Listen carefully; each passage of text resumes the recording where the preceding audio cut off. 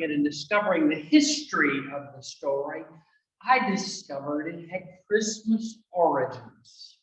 It dates back to a German legend about Christmas. And apparently it's been really popular through the ages. Reba wrote a song about it. And I think the most famous piece is by Helen Steiner Rice. It's Conrad's Christmas Visitor. Now, I'd have never attempt for poetry, but I'll tell you that German legend. Conrad was a cobbler, a shoemaker, and he was getting up there in years, and all his family had gone on before him. He was very much a man of faith, and he worked very hard. And as it got close to the holidays, it was always the cobbler's busiest season because everybody wanted new shoes. And he was working right up to Christmas Eve with the forms, making the shoes by hand. As he delivered the last pair of shoes for the day, over in the corner was one last shoe form, kind of half finished. The leather was on it and it was partway stitched up, and it was clear that the cobbler had been interrupted. Maybe he had been interrupted a long time ago, you see, because as he would say to you, the cobbler is the last one to get new shoes. So sitting over in the corner on the form, probably from Christmas before last, or when he'd attempted to make himself a new pair of shoes, but it wasn't to be finished. That night, he settled in to a well-earned night of sleep. And he dreamed that the Lord had come to him and said to him that he would come and visit him on Christmas Day.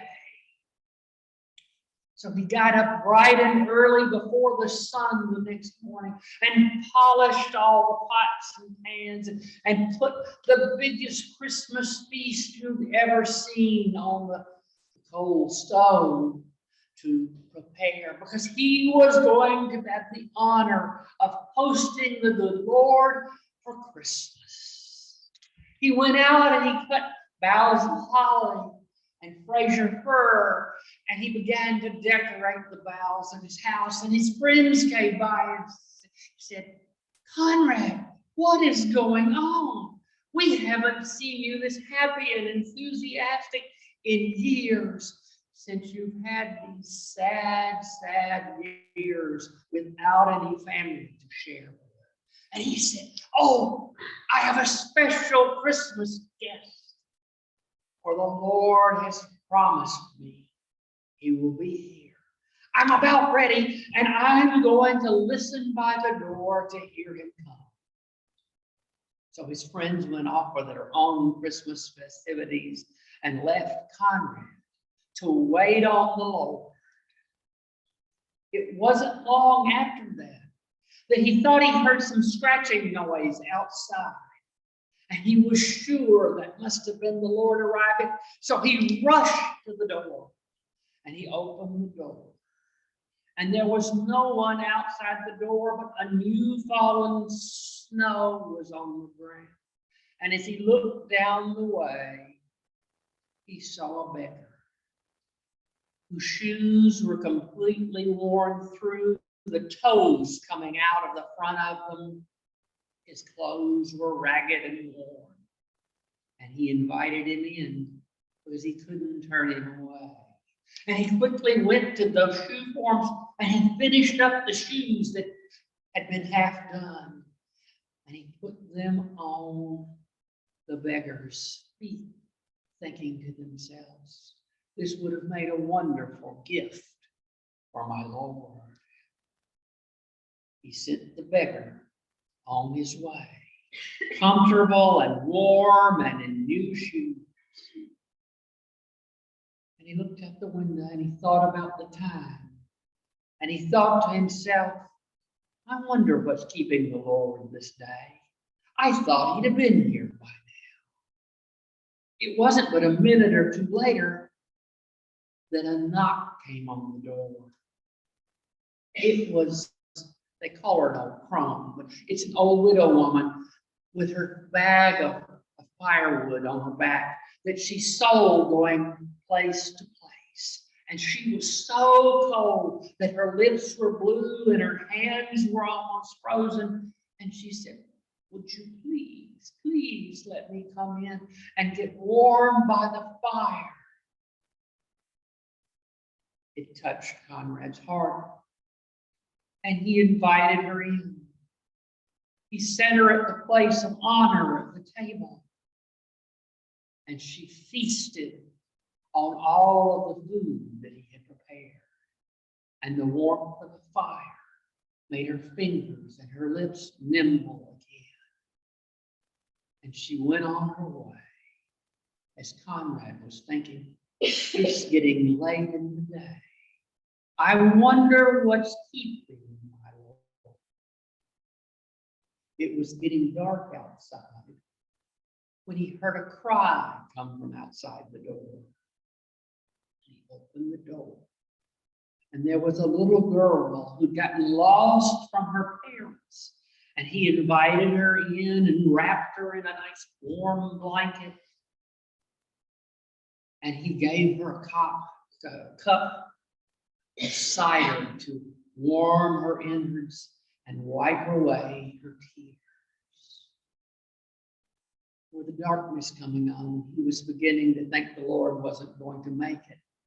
But he had to get this young girl back to her parents. And so he set out and took the girl home. And when he got back, it was truly dark outside. And he said, the Lord's just not going to make it this day. And he went up to his bed, he knelt to pray, and he said, oh Lord, I looked for you. Why did you tarry? Why did you not make it here today? I was waiting with joy in my heart for you to come. And he listened. He listened. And in a still, small voice, he heard the Lord speak to him and said, but Conrad, I came to you 3 times today, and every time you took me in. For you see, I was the beggar, I was the widow, and I was the little child. Conrad fell off asleep, rejoicing in the knowledge that indeed the Lord had come to see him that day.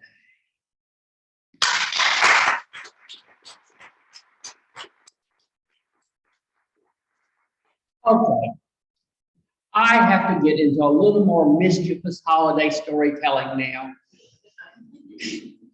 And I told this story 3 or 4 years ago now for the Guild. And as I look out, somebody said, would you please tell it again? And I said, okay. And what I haven't figured out is when you invite somebody and say you want to tell a specific story, and then you don't make it, the storyteller notices those kind of things. So I'm going to share it with you, and you can share it with others and tell them what they missed. Donald Davis really inspired me to tell this story that I had had in my family a long, long time about my Aunt Nick. When he told the story, I'm trying to remember how many years ago, I had just heard the year before Catherine Wyndham tell her last story in the courthouse tent, the very last time she came to Jonesboro. She talked about having to change the list of her pallbearers, and having kept the china in her coffin until that she had had handmade until she needed it. But she didn't tell this part of the story, that the next year, Donald shared with us as they were sharing memories of Catherine's life. He said, Catherine was here at the festival, and she always had this wonderful New Year's party. Absolutely amazing New Year's party. And I had been in Montgomery, Alabama as a pastor, and I had actually gotten to go to one of Catherine's parties. We actually saw each other traveling back and forth a lot of times because I came every year to Jonesboro to work behind the scenes at the festival. We would see each other en route that direction. And Donald said, everybody loved the party, and he always valued his invitation. But she was here in Jonesboro one year and said, we can't have the shot sliders that we have at the party, the Jell-O sliders anymore, because I'm out of the secret ingredient that is used in the sliders. And so she sent someone off to acquire the necessary ingredients so she could take it home with her to Alabama. You wouldn't believe what it was. She had to have some good mountain moonshine for those sliders. She was rather thrifty in that way. When she got the moonshine back, she divided it into two parts. She gave a friend here in town half of it to keep safe for her next trip. And she had a big bottle of Gatorade with just a little bit of Gatorade left in the bottom. And she filled that bottle up with moonshine that was now this orange color and put the lid on tight. She waltzed right into the airport at Tri-Cities to fly back to Alabama, Gatorade in hand. And being the famous celebrity that she was, nobody questioned her. She made it home. And there were those sliders one more time at the New Year's party. Some people would have said she might have had a touch of crazy at that point. But you know, when you can get away with that, you're not crazy. You're eccentric. I have another friend that's now gone on before me that he's eccentric or was eccentric too. I don't know if you know this about me. I worked for a lot of years for a man with a little tiny voice that ran for president. His name was Ross Perot. Ross Perot had enough money that nobody ever accused him of being crazy. He had taken, at the end of January one year, his entire year's commission check for his sales work at IBM, because he'd met his maximum quota and opened his own computer company. And not many years after that, I went to work with him. So I got to know him pretty well, and I have lots of stories to tell about him.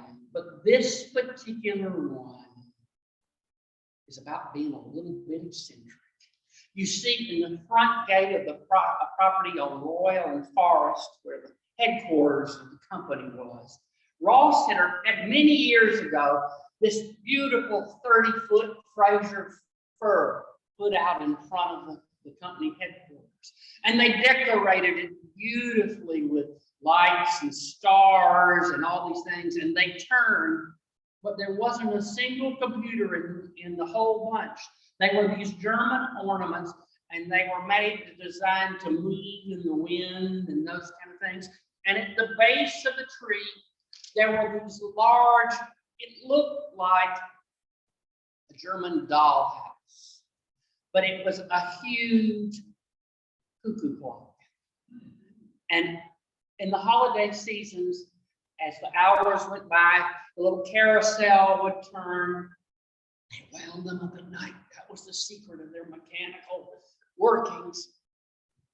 And the soldiers on the hour would march out of the cuckoo clock, and they were large. They were amazingly large, and they would go back in.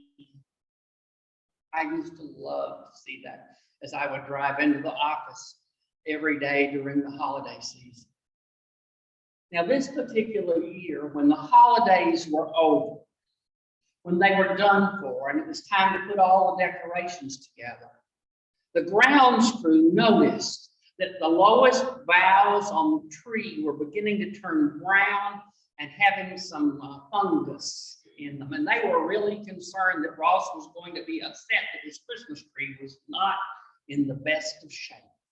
So they called in 2 arborists, one from Oregon, where the tree had come from, and a local one there from Dallas.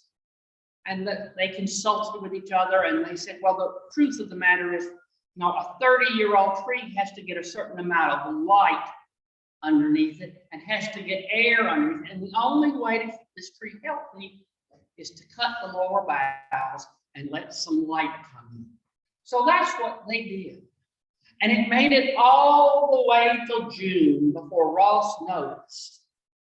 On this particular day, one of the groundskeepers in his little gator cart had pulled up underneath the tree to be in the shade to eat his lunch, just about the time that Ross came through the gate. Ross got to his office and immediately called a meeting. He said, there can't be a Christmas tree that the boughs don't touch the ground. As soon as you don't have the boughs touching the ground, it's not a Christmas tree anymore. And he discovered quickly who the former groundskeeper who had ordered that the tree be cut and who the one was sleeping under the tree were now had to be employed someplace else because they no longer worked for Ross.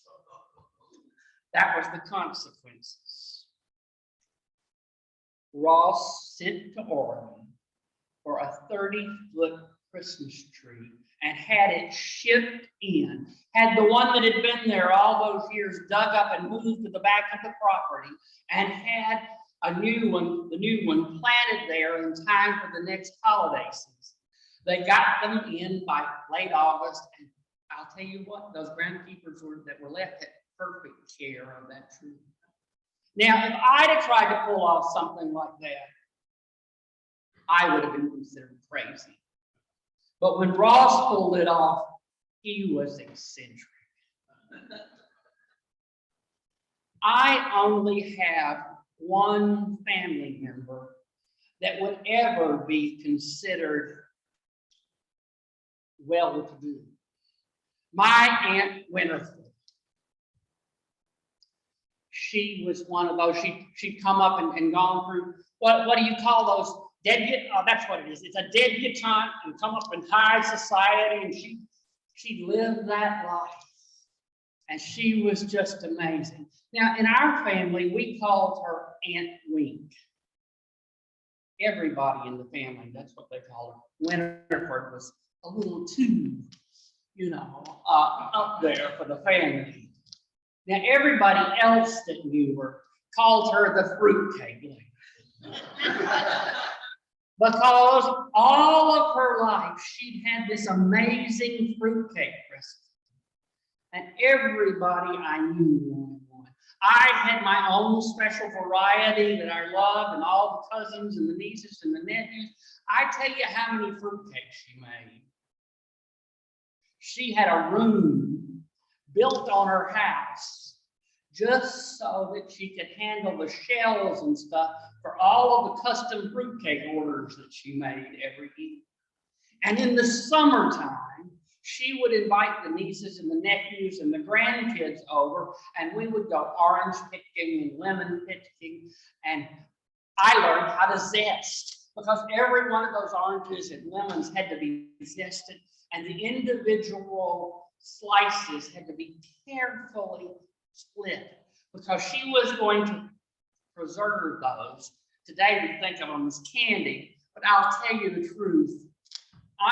Wasn't ever allowed to sample the curing formula. I heard rumor that it was vodka, but I could never attest to that myself. But she would do the oranges and the lemons. And after she finished with the lemons, then it was time for the cherries to come from Wisconsin. And they also had to be taken care of. Each one had to have the little stem picked off, and then you had to carefully remove the seed, because nobody wants a seed in their fruitcake. After that, it was time to start making, I'm going to call it batter. That's not really ultimately the right word. It's the stuff that makes the fruitcake stick together with all of the nuts and all of that kind of thing. And there's really not a lot of that. It's mostly fruit and nuts in the fruitcake. So we were preparing, she was preparing the recipes and putting them in these pans, these fruitcake pans, and putting in the various kinds of fruit. And in the family, she took custom orders, and friends took custom orders. And Fox back there, she even had an order every year from the Cathedral of Bishop Nicholas. It was absolutely amazing. Her fruitcakes were that well known. Now, when I was a young person, I liked mine with the Starburst. You know what Starburst candy flavors is? She put sprinkle in a little jar and inside the fruitcake, so when I got it, I could sprinkle it on the top. Now, if you were a little older than I was, you were allowed to, what's that cloth you put? Oh, cheesecloth. And you spread your favorite spirit, so you could custom order whatever holiday spirit you wanted on top of your fruitcake and have that all put together. And then by the time it got to be early November, she would sit down and she'd write each person a personal letter and put inside their Christmas card, and that would get slid in top of the box on top of the fruitcake on the shelf, all ready to be sealed up at the last minute and sent on its way. Because there's a rule. I don't know if you know this, but if you don't mail your Christmas cards on the day after Thanksgiving, they are considered tardy. Now, me personally, I never get my Christmas letters mailed until sometimes in January. I am always tardy. Now, the afternoon of that Friday after Thanksgiving, the local UPS guy would pull up at the house with one of the biggest trucks for one of his biggest pickups of the holiday season. I think there were thousands of cakes that got picked up that way. And they come in the house and they help her seal everything and get it labeled correctly and make sure the cards were in there. And they would send it on their way. Now, the UPS guy seemed rather eager to help, because you see, she knew what custom order each one of them liked in their fruitcakes, and they got their own special orders. Now, she was getting up there in age when that order went off that year. The next year, she was going to be 102 years old. And as long as anybody can remember, she was making fruitcakes. It was just amazing. Now, we got through the various seasons and the makings of things the next year. And really the highlight of the year for the family was to be invited to her house for Thanksgiving dinner. Because after Thanksgiving dinner, she would slice her official tasting cake for the new year, for whatever year was, and everybody would get the first bite of fruitcake. And we had had this wonderful fruitcake, and she said, you know, at 102, I am getting a little tired. I'm just going to go in the living room and y'all go watch whatever game's on. I'm going to take a little nap. Well, my Aunt Wink, the fruitcake lady, went in for a nap. And during her nap, she passed on. The fruitcake is still on the shelves. The family all gathered. Her daughter said, we've got to have the memorial service and the funeral and get her cremated while we're all here. And so they rushed and called the funeral home director. Do you know this? if you sent the funeral home director a fruitcake for 30 years, when the call comes in that it's time for you to be cremated, it doesn't make any difference that it's Thanksgiving. They come right away. By that Saturday, she'd been cremated. It was time for the memorial service. Her daughter had written a nice letter explaining that she had passed away and she was going to put it in with the fruitcakes. And it was time to go to the service and have this big meal and do all of those kind of things. Everything wasn't getting done. The UPS guy pulled up in the driveway and said, "You didn't call us yesterday to pick up on the official day to pick up the fruitcakes. We were very concerned, and so we decided we were coming today." The daughter explained that her mother had passed, and they didn't know what to do about the fruitcakes. And she told them about that she had some wishes, and one of her wishes were that her last remains would be spread everywhere that the fruitcakes had gone. But we didn't know quite how to do that, and we had a memorial service to go off to. The UPS driver said, "No problem, we've helped her for 30 years, we can handle all of this. We'll get it all put together, labeled, shipped out." And remember I told you about that little vial that had the sprinkles in it that I used to spread on top of the cake? It made a perfect little tiny urn, and it fit right down in the center of the fruitcake. And apparently the UPS guys got it all packed up, labeled, and the fruitcakes were off for delivery one last time. Well, we all came home after eating and tired and fell asleep. Her daughter got up the next morning, and as she looked over at her desk, her mother's desk, she realized sitting on the desk were all the Christmas cards and the mimeograph. I'll tell you something about how long ago this was. Letter that she had written to send out to everybody. They hadn't made it into the boxes in time. So she quickly folded the letters and put them in the cards, and she raced off to the post office to get the word out before the fruitcakes arrived. Needless to say, the letters didn't make it ahead of the fruitcakes. And many people like me knew that you were supposed to take the vial out of the center and sprinkle it on the fruitcakes. And that's what they did. So the truth of this story is, she got spread around like you wouldn't believe. Now, ladies and gentlemen, I'm not going to mention Betty Ann in particular, but she always asks me after I tell stories if there's any truth to them at all. I need to tell you this. Her fruitcake recipe made it into Southern Living, the magazine. And some of you, if you have connections to Asheville or Fort Worth, Texas, may remember a columnist, a reporter by the name of Bob Terrell.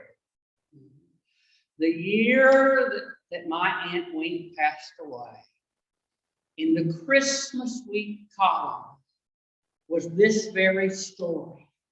And it made it into one of Bob's books of his columns.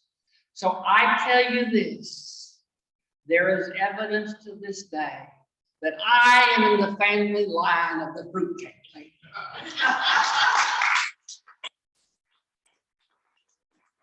Thank you.